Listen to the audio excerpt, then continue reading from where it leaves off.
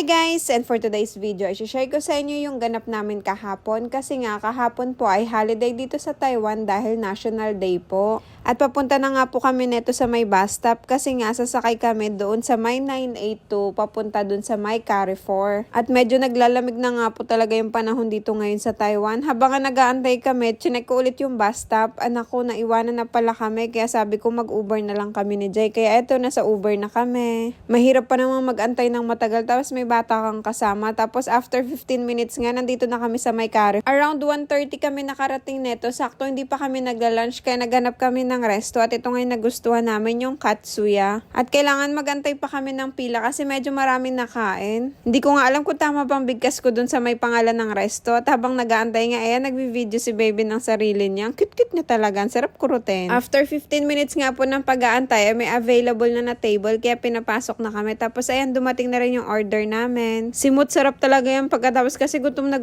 rin kami niya ni Jay. Tapos ang sarap-sarap talaga ng sabaw nila. Nagustuhan din ni baby. Sabaw is life kasi si baby.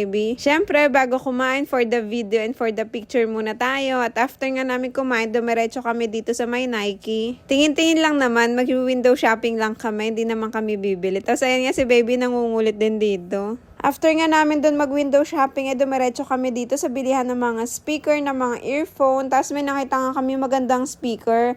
Bala ko nga sanang bumili niyan para laging nagkakanta si Jay at si baby para matuto naman kumanta si baby at magka-talent naman. Magmahal lang kasi yung talent na kaya kong ipamana sa kanya.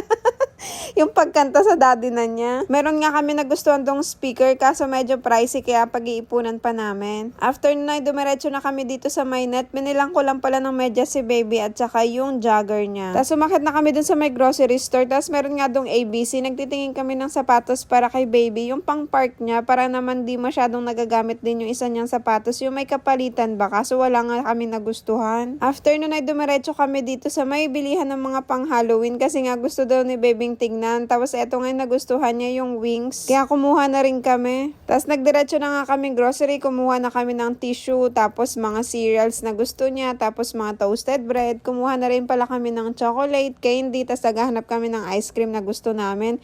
At eto nga may nakita ako. 69 lang. Murang-mura lang oh. Kaso ibang chocolate kasi yung gusto ni Jay. Kaya ayan yung pinili niya. Pero may mas gusto talaga siyang chocolate. Yung loob niya ay puti. Tapos yung, ayan, ito yung gusto yung sinasabi ko. Bumili na nga rin pala kami yung bigas dito. Alam nyo ba, ang takaw namin sa bigas, nakakaubos kami ng 2 sako. Eh yung per sako ay 12 kilos. Ngayon bumili kami ng 15 kilos. Nagda-diet na nga kami konti. Depende talaga sa ulam.